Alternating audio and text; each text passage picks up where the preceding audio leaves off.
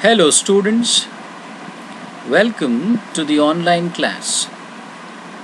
Today we are going to discuss an essay, The Sporting Spirit, from Unit 5 of our syllabus.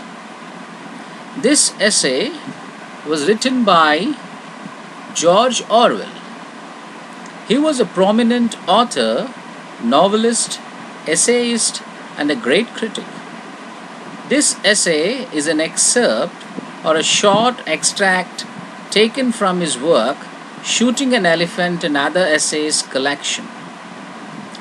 Students, now let's discuss some of the important points of this essay.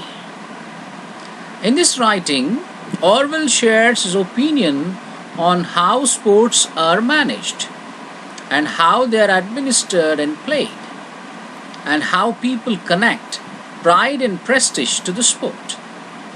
In this essay, he emphasized the importance of demonstrating the sportsmanship. That is, sports must be played fairly and with the right spirit, that is, with the sporting spirit. And also, sports should support and strengthen the relationship between different countries. Orwell begins the essay by saying that he is amazed to hear people saying that sport creates goodwill between the nations. But in his view, it may not be true.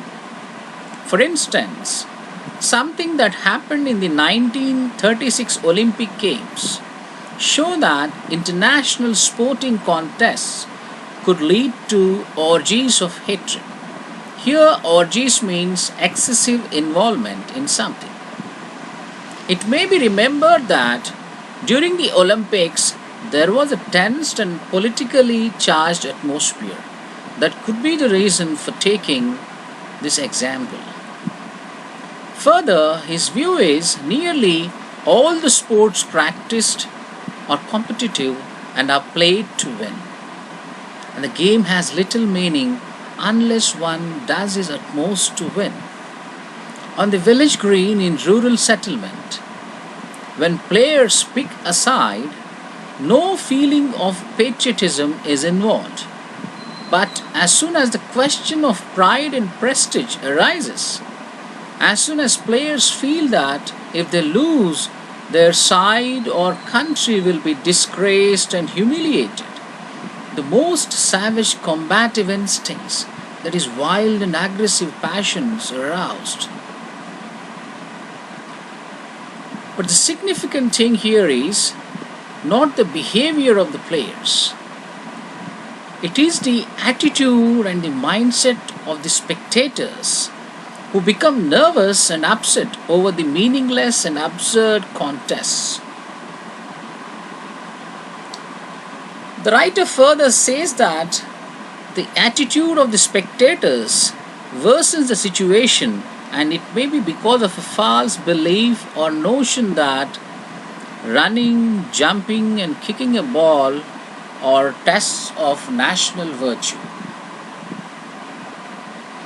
From Orwell's point of view, international level sport is mimic warfare. One could see a battle-like situation. Here he gives the example of the first big football match played in Spain some years ago. This match led to an uncontrollable riot. The author also says that even in leisurely game like cricket, which is also called a gentleman's game, demanding grace and elegance than strength, can give rise to much ill will and bad feeling, as it is seen in the controversy over bodyline bowling and over the rough tactics of the Australian team that visited England in 1921. Here the bodyline refers to bodyline bowling. It is said that because of such aggressive tactics, some players got injured in the match. According to Orwell, Football, a game in which everyone gets hurt and every nation has its own style of play, is far worse. The worst of all is boxing. One of the most horrible sights in the world is a fight between white and colored boxers before a mixed audience.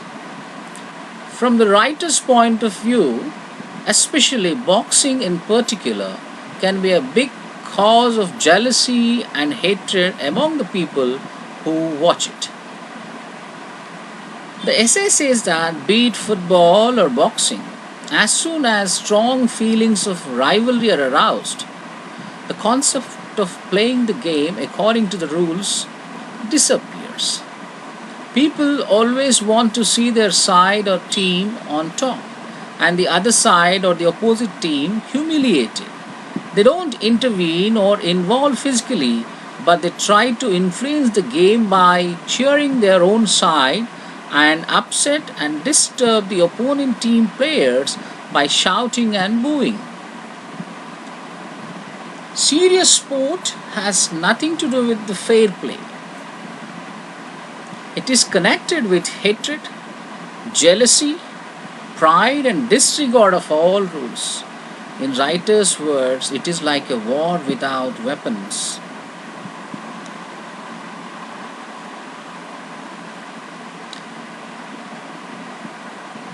According to the author, the sport is taken seriously in England, and he says that it is worse in other countries where sport and national pride are closely associated.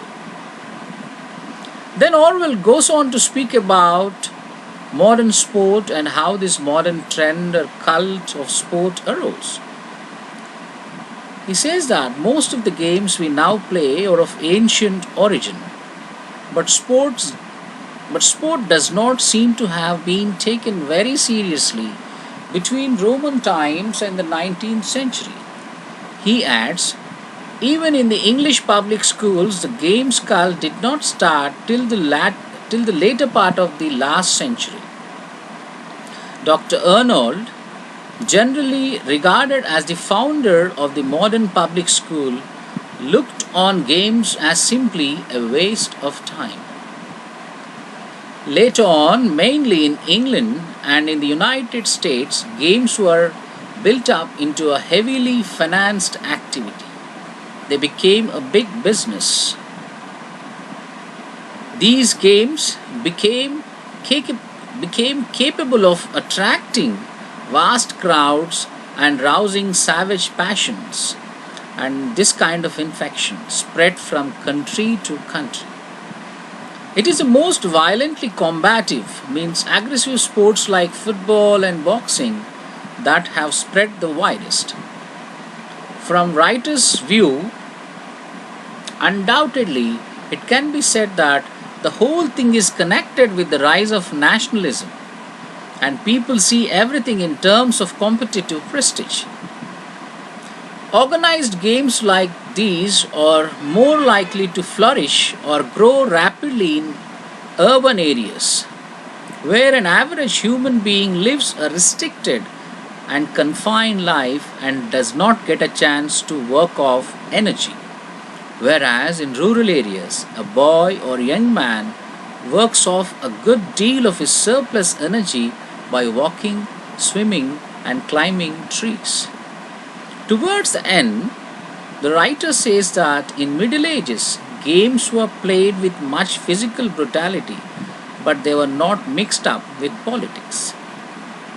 Finally, according to the writer, sports should not be mixed up with politics and business.